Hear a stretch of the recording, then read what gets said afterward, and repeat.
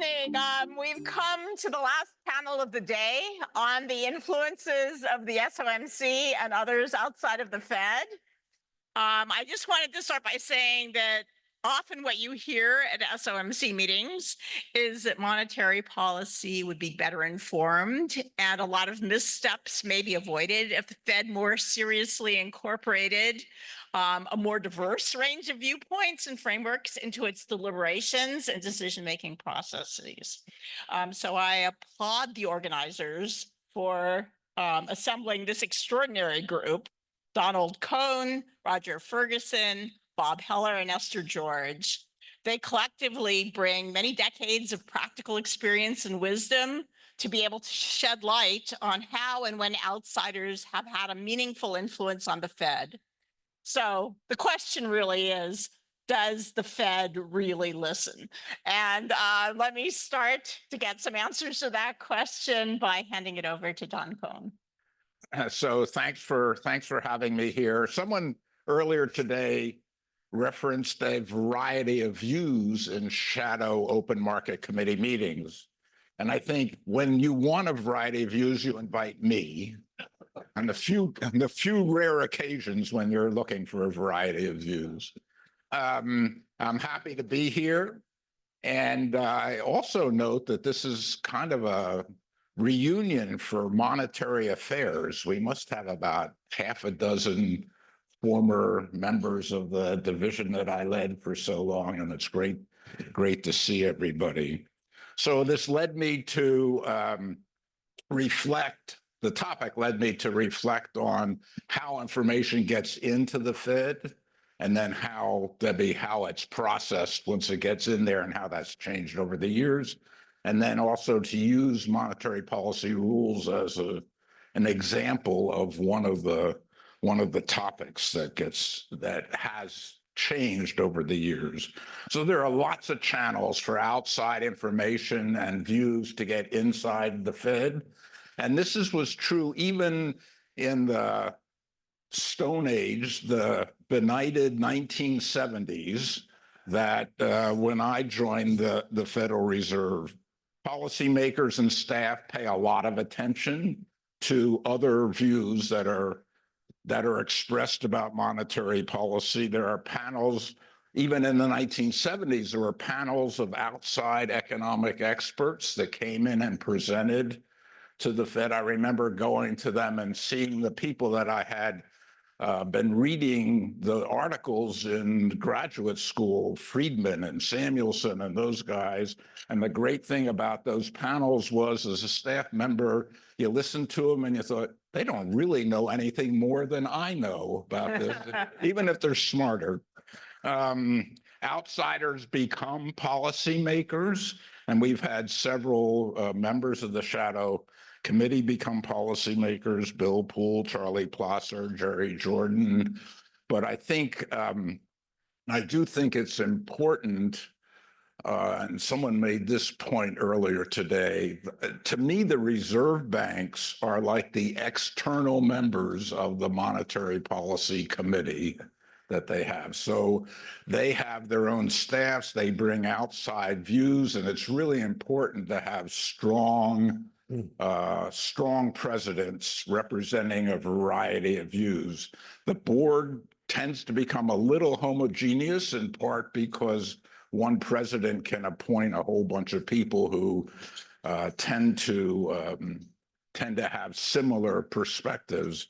So I think we rely on the reserve banks to bring outside views into the meetings, and they certainly have done so over the years. And I think the other point in this, having all these monetary affairs people here brings this home, is former students who come from universities, studied under people, come into the Fed, they bring those ideas, they bring that fresh thinking. When I joined the Fed in the 1970s, there were several very important staff members who had been Friedman students, and most importantly, including, I think, Steve Axelrod, who certainly had gone to Chicago. He didn't get his PhD, but he studied there. My friend and deputy for many years, David Lindsay, was a Friedman student. Tom Simpson, who implemented monetary policy, was a Friedman student. So there are lots of channels for outside influences getting in. Now, I think things have changed over time about how those channels how that's been processed once it's get inside. And I think the receptivity and tolerance for alternative views on staff and policymaker levels has increased substantially. So certainly under Arthur Burns and to some extent under Paul Volcker, and there wasn't a lot of tolerance for alternative perspectives, and staff publications were tightly controlled, what you could publish. The Reserve Bank publication, I remember being at the Kansas City Fed and having to submit my articles to the board staff for review, for example. And that's loosened substantially over time. And I think so all kinds of stuff, staff papers are published now that aren't necessarily in conformance with the official perspective. And I think Ben Bernanke and Janet Yellen bringing the academic perspective really helped that process along. I think a second thing that's changed over time, is, at least for a time, and Jim Bullard discussed this to some extent, academic fashion wasn't aligned with what the policymakers were looking for in terms of guidance. So you have the real business cycle stuff. So somehow what Paul Volcker did, raising rates to 20%, and that wasn't what caused that recession. It was a productivity shock. It was hard to convince us at the time that real business cycles was way. And then you had the shadow committee pushing this monetary base targeting. And there was no way that the Federal Reserve was going to target and aggregate, most of which was held in currency outside the United States and subject to variations in those things. So it really didn't. But then I think John Taylor and his rule changed everything. And Ben McCallum made this point in a talk to the Shadow Committee in 2015, that by putting interest rates at the center of the policy rule and at the center of policy, then aligned with what policymakers were interested in, and there could be much more dialogue between the policymakers and the academics when they were both talking about the same instrument, even if they had different views about how it might be used. And I think a final thing that's changed over time that's helped the dialogue between outsiders and the Fed is greater Fed transparency. Transparency about what we're doing, why we're doing it, the publication of the transcripts, which I think had some pernicious effects on meetings, many more prepared statements, et cetera. But certainly academics and outsiders, not just academics, but people on Wall Street, are much better informed about what the Fed is doing and why. Maybe not enough. Everyone has a way of thinking about how that could be improved. But I think the difference today from 20, 30, 40 years ago is huge. And that transparency helps the dialogue as well. So I wanted to reflect for a few minutes on policy rules and how the presentation, and Chris Waller talked about this, about his looking at this and how that's changed over time, and then why that, what some of the limits are. So as early as the late 1970s, Fed researchers were fitting what we called reaction functions and looking for and evaluating regularities in policy formulation. Interestingly, the one study I can think of that was done, Arthur Burns wouldn't let it be published because it said we weren't running policy very well. In June 1992, the Fed held a conference on operating procedures and the conduct of policy that had a lot of policy rule material, including McCallum's rule being examined, and was summarized by Ben McCallum, and John Taylor wrote the final essays in those.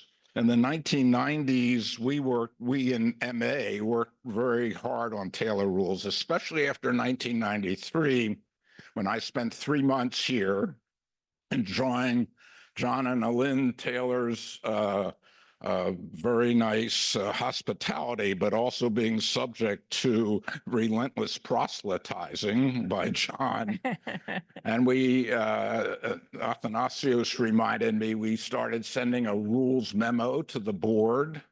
After we came back, we started including that stuff in blue books. We had that someone mentioned earlier, in 1995, discussion of policy rules. In 2004, after I left Monetary Affairs, the Blue Book started to include a table and charts on rule results that's now fed on a regular basis to the board, to the FOMC. Chair Yellen highlighted this work in several speeches, including one here in 2017, in which she discussed 3 rules: the Taylor, the balanced approach, and changes rule. In 2017, the Monetary Policy Report acquired a rules box comparing policy, the output of a variety of rules. Now, I think policymakers recognize the advantages of regular and predictable policy, but the role of rules in policymaking has been limited. At best, they could be characterized as guideposts. That's what Alan Greenspan called them, or broad guidelines. That's what Janet Yellen called them. And they're often not referenced at all. And here I'm thinking about why the resistance to more emphasis. And I'm drawing particularly on 2 speeches given here at Stanford, Alan Greenspan in 1997 and Janet Yellen in 2017. So Greenspan noted that policy rules assume the future will be like the past, that there are regularities that will persist. But he noted, and others have, there are shocks that hit the economy that aren't encompassed by the policy regularities in the period in which the rules were fitted and tested. And Greenspan cited 3 things just in the 10 years that he had been chair that caused the Federal Reserve to deviate from what, at least temporarily, from what you might think of as a rule: the stock market crash, the 90, 91, 92 credit crunch, and the 96 and afterwards. So he was speaking in 97, 96, 97 productivity increase. So he saw enough changes that meant that the rules were less useful than they otherwise might be. Janet Yellen cited fiscal policy, global growth, Fed balance sheet, risk management factors as also reasons that they weren't encompassed by most of the rules. Most rules, not all of them, use current or past values. Best practice central banking is to target a forecast, and they are very sensitive. Both Greenspan and Yellen, using different words, that noted they were very sensitive about assumptions about R star, U star, and Y star. And I thought the 1997 Greenspan speech was especially interesting since he ran the policy Taylor found as systematic and successful. But he rejected the rule that came out of that. But I think there were a lot of systematic aspects to policy between 1982 and 1987. One was a focus on restoring price stability, along with very close attention to what was happening to inflation expectations, with a lot of attention to what's happening long-term interest rates as an indicator of what's happening to expectations. A second, at the same time, so restoring price stability, but paying attention to the labor market, minimizing weakness or leaning against strength in the labor market. But it was clear that price stability was the goal after the experience of the 1970s. A second characteristic was it was forward-looking. It was critical to preempt possible increases in inflation, especially after the 1970s. But the focus, especially by Greenspan, was on the next few quarters. He was not a believer in long-term economic forecasting. He'd had enough experience in which that wasn't very successful, but he was really good at looking out a couple quarters and kind of seeing what was coming. I used to kid him. He took one questionable data point, divided it by another questionable data point, and somehow got insight into what was happening. Often got insight into what was happening next. So forward-looking and flexible in responding to unexpected developments. Rules in that context could be looked on as guideposts, thinking about them. If what you're doing deviates from a lot of rules, you ought to think about why it deviates. Do you have a good rationale for changing, for not following the general policy of the rules? And I do think, arguably, Fed policy in 2021 and 2022 didn't adhere to these systematic things. It wasn't necessarily focused on restoring price stability. We've talked about that. It seemed to emphasize the employment side more. The new framework explicitly didn't lean against strong labor markets, so it was less preemptive, less forward-looking, and it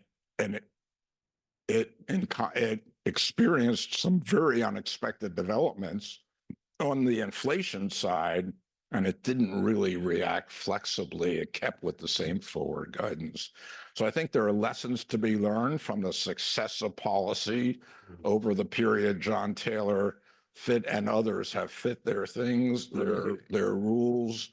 I think the systematic aspects from the 90s, from the 80s and 90s, may be as rule-like as we'll ever going to get, but the rules can play a valuable role in policy making. So thank you. Good, thank you. That's great, Don. Roger is next, but I'm just going to put in a general appeal. We thought everyone would enjoy this panel more if you were fed while we were speaking. So I'm now going to say out loud to the general crowd, food hopefully will come while we're speaking, but Roger, you're on. Great, thank you very much. It's always a great pleasure to be here. And when I was a Fed governor, to your point, I would always say, please go on and eat, because I'm used to people not paying attention to what I have to say anyway. So I'm really pleased to follow Don because he did a really deep analysis into the rules issues. I am going to take it to a slightly different place. But first, I start with what struck me as a little bit of a sense of irony, because the title of this panel is Influences of the SOMC and Others Outside the Fed.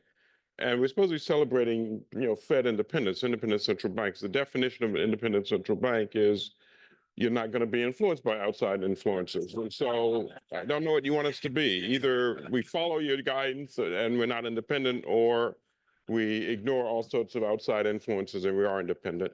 But let me take it much more seriously to Don, to pick up where Don not left off. But one of the things he didn't talk about, which I think is critically important to the influence of outsiders on the Fed, but more importantly, the influence of Fed on the outsiders, and something Don barely touched on, but I want to drill in on, which is transparency. And so all of you know the history of the Fed very, very well. And I first became interested in this when Paul Volcker was the chair. Obviously, Paul had very little interest in any kind of transparency whatsoever. The entire policy approach was one in which they were focused on some version of the aggregates and let them move around or try to target them, and then let interest rates go wherever they wanted to go. My theory of why the Volcker Fed did that was, in part, it allowed them to sort of say, we're not responsible for these interest rates. That's what market's doing. We are responsible for the aggregates. And that, I thought, was a little bit of, I think, without being dismissive, necessary in order to allow the Volcker Fed to do what had to be done. And so one has to admire their ability, his ability, and their ability to think through this whole issue of so-called transparency and in fact get to the outcome they wanted with a little bit of misdirection around how policy was going to be unfolding. The other great thing that one admires about Volcker, of course, was the ability to create the aura that policy came from this very non-transparent place of literally cigar smoke that surrounded everything, the building himself, et cetera. But finally, one had to really focus in on something else about outside influences of the Fed, which was Volcker's inability to completely ignore terrifying kinds of outside influences of the Fed. So obviously, all of you recall the great demonstration from the farmers who bought their tractors and really effectively closed down the building. Paul also led the Fed to think through how to respond to, or ignore the threats that came in the form of these 2x4s that were sawed off and sent into the building. So I start there because this whole notion of transparency, which academics have come to so value, I would say started at a place of, I would say, almost disrespect, at the Fed for, I think, very, very good reasons. Then now let me then take it down from that to actually some other very serious things that were going on. At the same time that Volcker and his Fed were struggling with and dealing with this question of transparency, the Fed was under a great deal of almost legal attack vis-a-vis transparency. As you may recall, there were a couple of lawsuits around all of this. And the Fed ultimately, as a result of the FOIA Act of 1967, I think, was forced to, is it 67? I Let me look and see. Keep going, keep talking. Was forced to start to release the minutes. And they first started, they decided they weren't going to do it at all because they were doing it once a year, not the minutes, yes, because they did once a year. They explained what the policy maneuvers had been during the course of the year. Then because of the law, they ended up having you do it with a 90-day lag. And then they finally decided again under the last period of Volcker to start to do it with a 45-day lag. So if you're following the story around Fed transparency, it was not just the intransparency of what Volcker was doing, but more importantly, the real releasing of information was done once a year with the annual report. And then, frankly, because of legal developments, and I'll get the year right, they did it with a 90-day lag and then with a 45-day lag. So I then fast forward to, Alan Greenspan's leadership. And Greenspan, as you know, and some of them I think would criticize him a little bit for perhaps being not as transparent as you would have liked. And he himself was willing to get character himself with this whole notion that he could sort of mumble with great incoherence. He'd say things like, if you thought you understood what I was said, you clearly were mistaken. But underneath all that, I think was the Fed that during his period migrated actually in a way that was really helpful around transparency.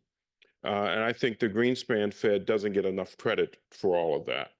But under Greenspan's leadership, we started to do a couple of things that were very important. First, there'd been the release of a statement after the meetings if there had been a policy change. And then we decided that we release statements after every meeting if there hadn't been a policy change. Big debate as to whether or not we disclosed the vote. We decided we would disclose the vote. We'd give those that had dissented a chance to explain briefly why they dissented. And these were all major moves. And I think people, in some sense, don't give the Greenspan Fed enough credit for the progress that they made on transparency versus, the goals and objectives of the academic world. Very importantly, part of what Greenspan's Fed did was after each meeting, we also would release something that was a version of the tilt. Now, to be clear, we struggled with the language. We never got it quite right. But first real consistent effort at giving some form of forward guidance emerged under the Greenspan Fed. Now, the place that he wouldn't go, and Don, I agree with him. I think Don, you'll speak for yourself when that he agreed, was whether or not we should go to a formal inflation target. Many other presidents, Jeff Lacker and your predecessor, Al Broadus, I think were urging this kind of thing. Others were as well. Chairman Greenspan, I think, was relatively reluctant to do this for a number of reasons. He will have to speak, or Don can maybe speak for him. I thought it was not necessarily at that point a great idea, partially because of deep concern that I had about the ability to achieve the 2% target, and to make an assertion that that was where you were going to go if you weren't sure you can get there, I thought was pretty risky. But once Greenspan left, Bernanke came in, spent a fair amount of time building a consensus, and then developed the formal 2% inflation target. And all of you have seen now the history of how that's worked. The question of do we think about having a flexible average inflation target over time, and now the expectation of a new review. And so as we think about the big impact on the academic world, SOMC and others on the Fed, taking a moment to think about how we've progressed in transparency, I think was very important. The other thing I want to identify to pick up and complement what Don had to say about rules was implicit in all of this was the 2% question. Again, going back to Volcker, as all of you recall, Volcker had a strong point of view that he expressed to me, at least, was he didn't understand any of this because the only acceptable inflation rate was 0. And so, again, a place where the academic world and the Fed staff helped was thinking about what is actually a reasonable inflation target. And all of you understand that we ended up with academics first, with inflation target being some more acceptable inflation, not a target being, somewhat above 0 for lots of good academic reasons. The ability to move wages, real and nominal wages, so you could reduce real wages without having to worry about nominal wages, and understanding and concern about the so-called zero bound. These concepts came initially out of the academic world, I think, but were quickly adopted by Fed staff and eventually by, sort of Fed governors. The other great outside influence was not just figuring out that inflation should be low and stable, but let's call it 2%. But then all the international developments starting in the 1990s around the inflation targets. All of you know that inflation targeting started in New Zealand. Most of you recall that it almost started by accident. So in 1988, as you may know, the then finance minister in New Zealand was on a TV show there, asked the question about inflation, and he came up and said, well, what do you think it should be? His answer was 1%. The New Zealand Reserve Bank of New Zealand went back, a little panicked at this, and did some very quick academic work, not the kind that would have been in a peer-reviewed journal. And you know the story, right? Came up with 2%. In 1990, the Reserve Bank of Canada followed pretty quickly than the Bank of England. And now it took the Fed roughly 12 years or so to join the parade of the 2% inflation targeters. But this was another example of how outside influences gradually spill into the Fed, but in a very cautious way. And I think that makes a lot of good sense. So we've talked about transparency and disclosure. We've talked about the inflation targets and how all that's evolved. Now I want to flip it around a little bit and talk about the third way in which markets or outside influences can influence the Fed. And it has everything to do with something that Don talked about, which is inflation expectations. But more importantly, market dynamics and expectations of what the Fed is likely to do.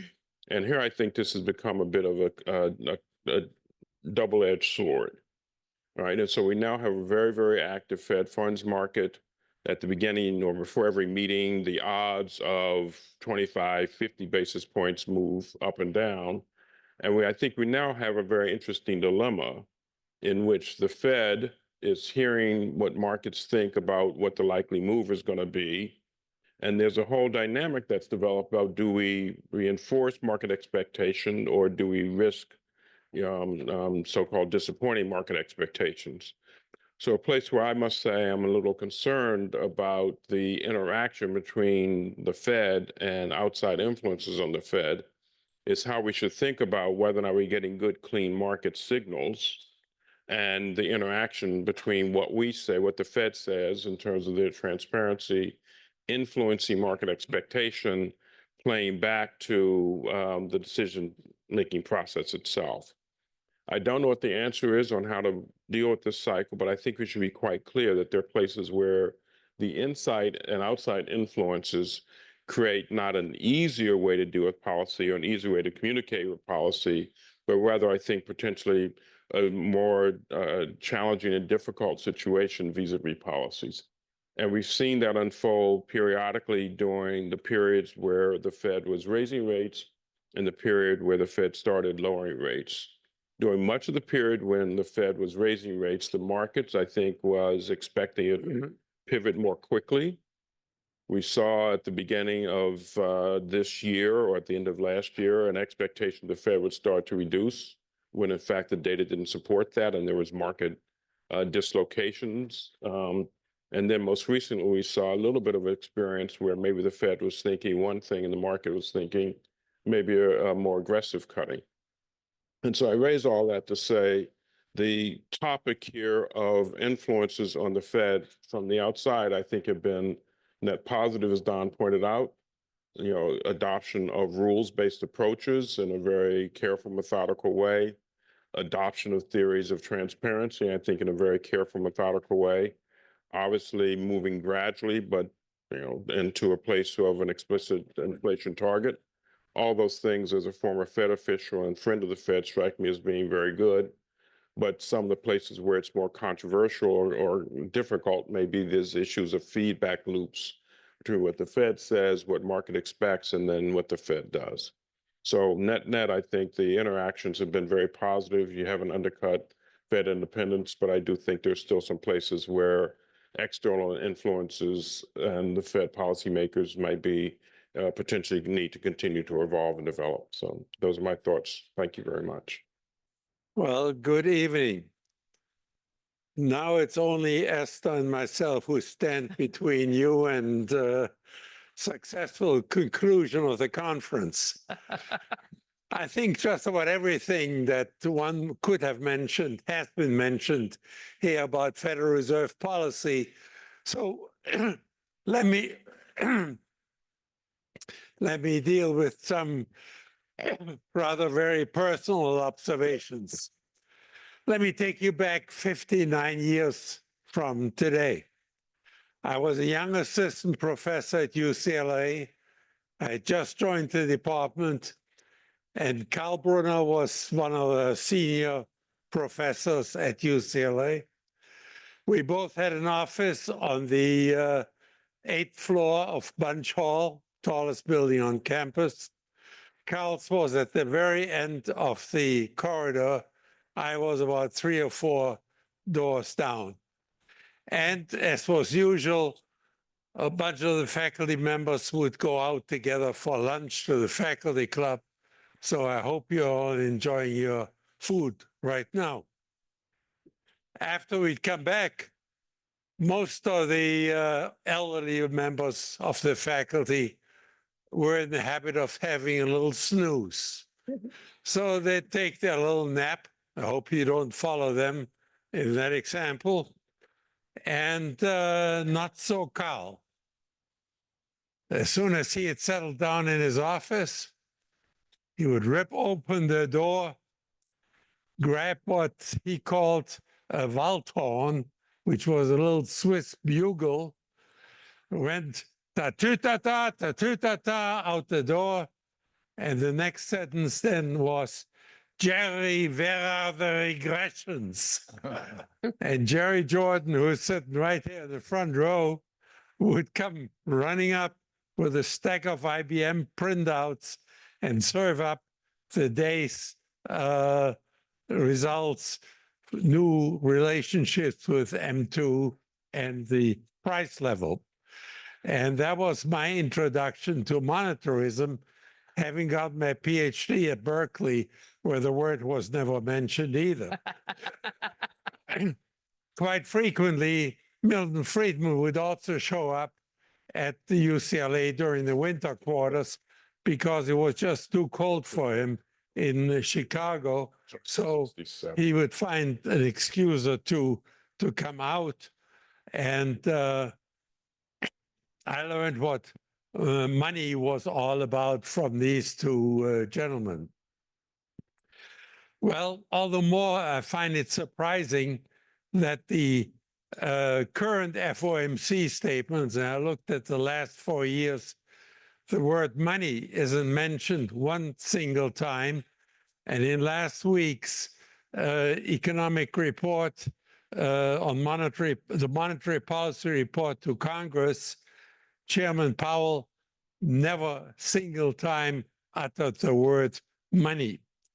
The question is still, how do you make monetary policy without ever mentioning money? And Milton Friedman would clearly turn in his grave. Have times really changed? Has the relationship between money and prices really broken down? The answer is no. I had made a plot of the money supply, M2, and also the PCE inflation rate. The money growth is lagged by 1 year, and I don't think you'll find anywhere a closer correlation between two variables than the money supply and the inflation rate shown here. So the relationship still persists even in today's modern economy where so much has actually changed. As has been mentioned 4 or 5 times during the conference here, the Fed has 3 goals: stable prices, maximum employment, and moderate long-term interest rates. That's what the Federal Reserve calls its dual mandate. In my mind, they don't even know how to count to 3. Well, then they top it off to show off their math excellence to Congress says price stability is what you need. Well, how do they define price stability? Price stability, according to the Fed, means 2% inflation per year. And if you know the rule of 72, that means the price level will double exactly every 36 years. And then you wonder why young people worry, how am I going to buy a house when I get ready to buy a house 36 years from now, and it will be costing twice as much as it is costing right now. So the Federal Reserve has some basic problems with basic math. But let me switch to some other things. How did I get to the Federal Reserve? You may remember that there was a vice chairman by the name of Press Martin. And Press Martin traveled around the world. He gave a speech in Japan, and he said something about monetary policy. And when he came back, Volcker talked to the press, and Volcker said that his remarks were incomprehensible. Those were his words. Well, Press Martin was a bit chagrined. He resigned. As a result, the 12th district seat was open. I was lucky enough to be in San Francisco, and I got appointed to Press Martin's old seat by President Reagan, and I got that new, job. Well, a couple of weeks passed. First or second FOMC meeting that I attended, and the decision was not to change policy. But as was customary in those days, there was always latitude for the chairman to slightly increase or decrease reserve stringency a little bit. So A week later, Paul Volcker testifies in Congress, and a congressman asks him, he says, well, by the way, there was a whole coterie of Wall Street observers who did nothing but watch the Fed. Those were the Fed watchers, trying to discern the tea leaves whether anything had changed.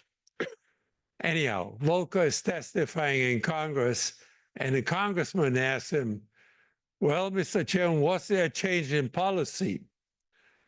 Volcker's answer was, well, puff, puff on the cigar, we've been snugging up a bit. Having English as a second language, I'd never heard the word snugging up. I ran home to the Fed, looked it up in Webster's, and it said, tighten up the lines on the ship a little bit. I was just about as I knew as much as I knew before, but surreptitiously, Volcker had tightened just a little bit of policy. So a couple of days later, some reporter asked me what I thought about the change in policy. And I told him, well, you know, there wasn't really a change, and a little bit was changed anyhow and stuff like that. That was reported in the press. As soon as Paul Volcker read it, I got a call from Catherine Millardi, who was his iron-fisted secretary, and chairman wants to see you. I marched in his office. If you got to his office, you know, first of all, there was a big cloud of smoke from the cigars that he was smoking. Second, every chair that you could possibly sit on, there was either a briefcase or a stack of books on it. So you had to stand like a little schoolboy in front of his desk. I'm standing there, and Paul Volcker says, he says, if you ever speak on monetary policy again, I will ruin your reputation. I said, okay. I knew what happened to Press Martin a couple of months earlier. So I kept my mouth shut from that time on. So the position was mum. Well, after that, believe it or not, Paul Volcker and I, we became the best of friends because our basic view of monetary policy was that there shouldn't be any inflation at all, like Roger just mentioned a minute ago. And he called it the Germanic view of monetary policy because he was proud of his German heritage, and B, Germany having gone through two terrible inflations. And as you heard yesterday, Ottmar Issing, was it yesterday or was today? Time passes. Ottmar Issing talk about the German inflation, and every German doesn't forget it. Well, let me close with one short story on the Federal Reserve flag. So I got to the Federal Reserve Board, and believe it or not, there's a guy, his name was Bob Fraser. Bob was the former tank commander in the US Army, an imposing presence, and he was in charge of supplies. So he showed me my new office, and I believe me, it was the best office next to the White House of any place in Washington, D.C. The corner office, Constitution Avenue, and 20th or 21st, whatever it is, head-on view of the Washington Monument. So I was a very happy camper. I walked into the office, but there wasn't any place to sit down. There was no desk, nothing. I was told by Bob Fraser that the Fed was such a tight-fisted organization that the staff would have to steal all the furniture from retiring governors' offices so that they would have office furniture to sit on in their own offices. I see Don laughing like crazy. Were you the guy that stole it? Oh, no, no. Did you take my desk, Bob? I always wondered who did that. Anyhow, Bob Fraser told me, he says, don't worry. We have $15,000 and we can go shopping. So Bob and I went shopping. I bought a new desk that was equivalent to the Resolute desk in the White House. Beautiful piece of furniture, a new couch, a new chair, bookshelves, the whole thing. After Fraser had furnished a new office, he comes by and he says, well, Governor, is there anything else I can do for you? I said, no, you've done a great job. I love my new office. He said, well, there must be something else I can do for you, Governor. I said, no, really, I'm a perfectly happy man. He says, but Governor, there must be something else that you want. I thought, well, in order to go to the room, I got to have some wish.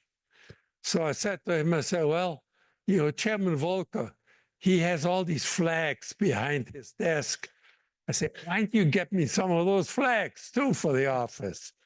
Thought they looked great. Poor Bob Fraser looks at me in horror and he says, oh, Governor, I can't do that. He says, those are the chairman's personal flags. That's his personal flags when he was Deputy Assistant Secretary of Treasury, when he was Assistant Secretary of Treasury, when he was Undersecretary of Treasury. These are the chairman's personal flags. I say, well, then just give me an American flag and a Federal Reserve flag. He looks at me again with the big eyes and says, I can't do that either. The Federal Reserve doesn't have a flag. I said, well, okay, fine. I let him go. But A few weeks afterwards, Emmett Rice was one of my colleagues, and he resigned. And when Emmett left, Volcker came and he said, okay, you're going to be the new administrative governor. In those days, it was the youngest one who got to be the administrative governor. Now it's a position of honor on the board. Anyhow, I was the administrative governor, so I said, now I have some real power. I called Bob Fraser back again and said, hey, Bob, you make me a couple of copies of the Federal Reserve seal. And he came with a bunch of Xerox copies the next day. I took them home and I gave them to my kids. And my son, Christopher, was at that time 9 years old, and he admired pirates a lot. So he comes up with a flag design that was this piece here. It reminded me an awful lot of a pirate's flag. Well, my daughter, Kimberly, was 12 years old at that time. She's with us tonight. She's now a professor of medicine here at Stanford. And here's her design. So I take that design back to the board, and the graphics department makes the final design of the Federal Reserve flag. And here is the proud family standing there with their creation at the Federal Reserve Board. But now, when I've gotten to the end of it, if I think about the contributions of Milton Friedman, Karl Brunner, Alan Meltzer, all the great people in the FOMC, I really should have come up with a different flag design. This is the flag that should have got. With that, I thank you very much. This has been a terrific panel. And I might just stop now, I think, if we were going to, but I think my contribution will be to be very brief. But I want to say, first of all, to the Shadow Open Market Committee group, thank you. I thought this was really a very interesting. It's been a long day, but we've covered a lot of ground, I think, on some really important issues. And I personally have benefited from many of the views and the thinking that has come out of this group over the years. One of the things I thought I would do tonight is to think about how many of the members of the Shadow Open Market Committee had contributed to our Jackson Hole Symposium over the years. And you can go back just about to every volume, going back to Alan Meltzer, John Taylor, Ben McCallum. I could go around this room and almost every one of you had made important contributions and certainly had influence in that way. I also thought in terms of influences, Don, something you said, which as a Fed president is so important, and that is the engagement we have with the general public in our regions, getting out in those regions and hearing from people across many sectors. And sometimes they serve on our boards. You can have a manufacturer sitting across the table from a banker. You can have a community leader and somebody from the oil fields in Oklahoma. And the insights you gain from them, so important, but also an important opportunity to communicate with the general public, with that region about what it is the Fed is trying to do, how it's landing in terms of these communities. So just in a short amount of time, because I heard this today, I've heard it since I left the Fed, which is a question about what's happened to all the dissenters. And you know, they probably point that question at me, Don. But I think it's an important aspect of our communication and one that has been raised by the Shadow Open Market Committee, among others. Jeff, I think you've written a paper that noticed the current chairman has had the fewest dissents of any chairman. Don, you and Gotti Eggerson, I think, raised a question about this most recent period. Where were the dissents, and did that have something to do with maybe the very strong consensus culture in the Fed that may have missed or made it hard to challenge some of the assumptions there? And I was also struck just listening to Chairman Powell at the Jackson Hole Symposium talking about consensus in this way, which was that the good ship Transitory was quite crowded, not just among the Fed, but more broadly. And so I just want to make a couple of comments about dissent as it relates to the culture of the Fed. I mean, a lot of people have opined about why is it? And there could be many reasons. You know, I think about my time and what role, for example, forward guidance played. It sort of locks you in by saying, if I agreed to it on the front end, you play this out to a certain extent. But there are two things that I think the Fed has to be conscious of and aware of, which is the very valuable consensus organization, the collegiality that comes there, to make sure it stays, what I'm going to say, in bounds, that you don't lose what can be a very important expression to the public of how we think about these issues, about the independent voices that come to these issues. And one aspect of this is a quote that Alan Meltzer had in the New York Times. This was sometime around the financial crisis, but someone asked him about the Federal Open Market Committee and dissents. And he said, well, you know, it's a club. And clubs are very close to their members and they don't want to offend the chair. And so it's not popular to dissent.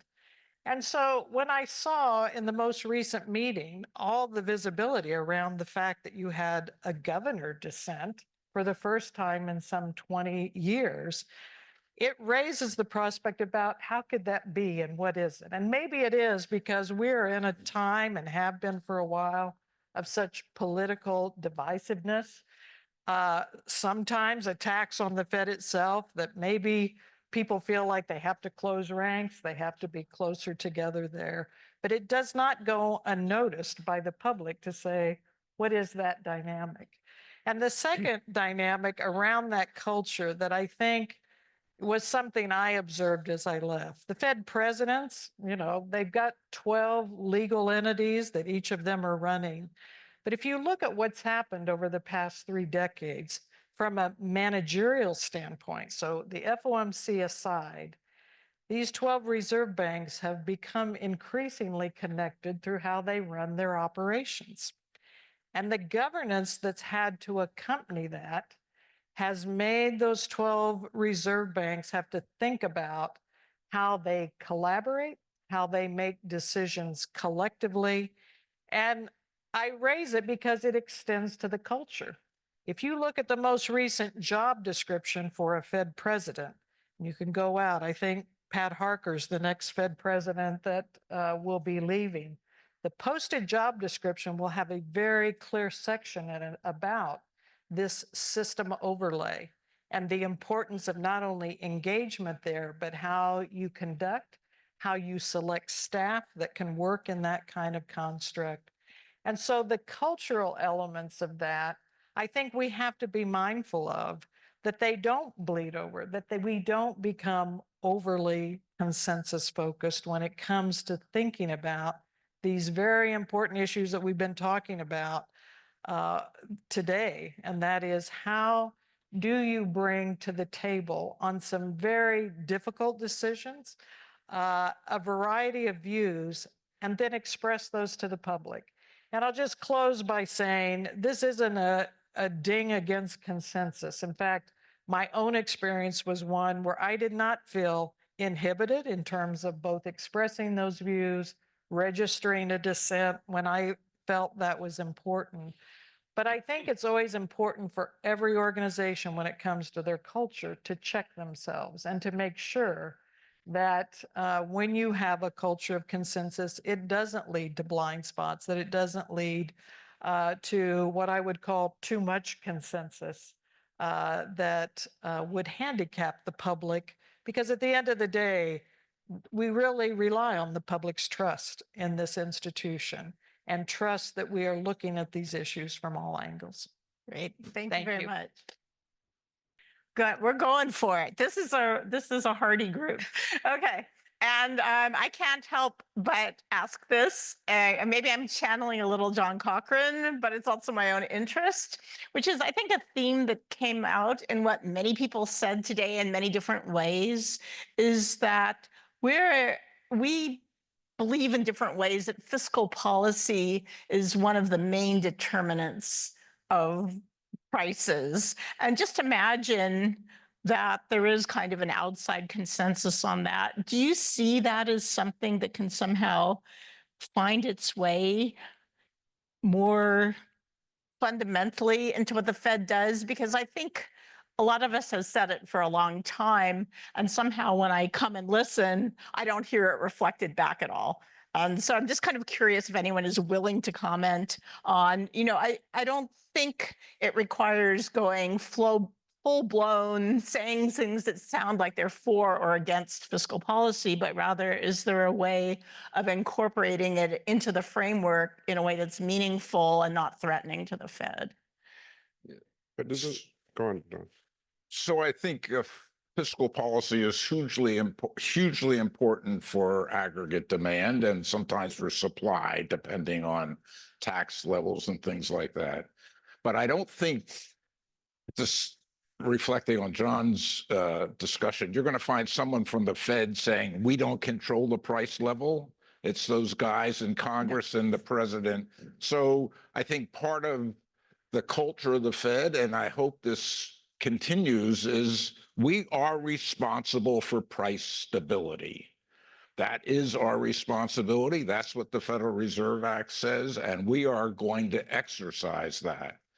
Now, I do think that it was surprising in 2020, 2021, that there wasn't more discussion. I mean, I don't know what happened at the FOMC meetings. We haven't seen the transcripts yet, but there was practically no discussion in the minutes of particularly in 2021, the huge fiscal stimulus, along with the opening of the economy as vaccines came in. So there was a surge, a very V-shaped thing. And I think the committee, interesting to hear Chris's comments on this, and Loretta's, the committee was counting on its forward guidance to tell it when to raise rates, and it didn't need to comment on fiscal policy. That's and the forward guidance was, in my view, misguided in a number of directions. So they were relying on a poor thing. But I also think there was a break from the Volcker Greenspan era, and to some extent the Bernanke era, talking about who all three of them talked about the implications of fiscal policy for interest rates. So you can do what you want with your budget, but I'm telling you what's going to happen to interest rates. Greenspan famously said, you raise taxes, interest rates will be lower, and otherwise be. Volcker worried about the dual deficits and all that, twin deficits and all that kind of stuff. So I think the Fed, to some extent, has pulled back too far from commenting on the implications for the macroeconomy of the fiscal policy. And then my last point is, we had a discussion, John included, about how important interest payments on the debt are going to become. And that is really going to put extra pressure on the Federal Reserve. So both the Ds won't be able to get their spending increases, the Rs won't be able to get their tax cuts, the huge things. So this is going to intensify the pressure, the political pressure on the Federal Reserve. And I think it's so important that we maintain the independence of the Federal Reserve from short-term political pressures. And I really worry about people's ideas about how that might be eroded. I sort of pushed a little bit back on your question, and Don elaborated on this, but the entire study of monetary policy has got to take into consideration the fiscal impulse, full stop. And the models are completely built around this. So this notion that somehow or another, it's not relevant, is central to my experience, the way monetary policy is made. I agree with Don completely in that it is, I think, legitimate in a neutral way, for the Fed to have a point of view that if the fiscal authority does one thing, this might have implications in ways that will influence what the Fed is going to do, or how the economy is likely to unfold. I think that's a very legitimate comment to have, or for them to have. I think the challenge, and we saw it certainly with Greenspan, I don't know others, that you'd go to Congress during Humphrey Hawkins or semi-annual testimony, and you get these debates back and forth, trying to get the chairman to say something that seemed to lean one way or the other around a fiscal debate. I think that's a very dangerous place for us to be. The other thing I point out is something that, came up today that I think we do have to think through very clearly, which is this tendency, now that people recognize that the Fed can use its balance sheet, and have been asked to drive certain kinds of policies, to put a real limitation on how far that goes. Because that will open a massive door. And I was very pleased to hear many people today talk about that, because I think it's really important for the academic community and others to be quite clear about how one should think of the limitations there. Because in the world in which fiscal limitations are going to become paramount, the thought that the central bank is going to be this massive sovereign wealth fund, I think, is going to just continue to rise in pressure. So that's the thing that I worry less about sort of fiscal policy per se, and much more about something that might be described as fiscal dominance, or the misuse of the Fed's balance sheet for this broader range of tools. And I think both parties are going to be looking to that. And that I think is, that strikes me as the real worry that one should have going forward here. Great. Well, unless, yeah, let me open it up a little bit, take a few questions. Go ahead. So I think my career at the Fed spanned the period before there were any announcements at all after the FOMC meeting through a period where, quite elaborate statements being made. And my perception, at least, was the more elaborate the statement was, the further in advance of the committee that the decision of the committee meeting, that the decision effectively had to be made. Because the statements needed to be prepared, the ground needed to be laid for them. And so my question is there an inherent trade-off between transparency and the openness to dissent and debate? I'm not sure there's a trade-off there. I mean, the people have to come and have a point of view for sure. Though I think you do point to one of these problems, and when I was there with Don's help, I chaired two of these committees on transparency and trying to figure out how we did all of this thing and made it also real time. And so you well know, and Don certainly participated in quite a bit, that I'm not sure how it runs now, but it used to be that there'd be a little break and Pun would go and sort of try to rework the statement as much as possible. I'm not sure I describe the statements as being elaborate. I think if anything, they've gotten a little shorter. And I've observed under Chairman Powell, there's relatively small number of changes that are made. So in some sense, I think they've become it's not a critical comment, become a little bit more formulaic than they were when we first started doing them when I was there.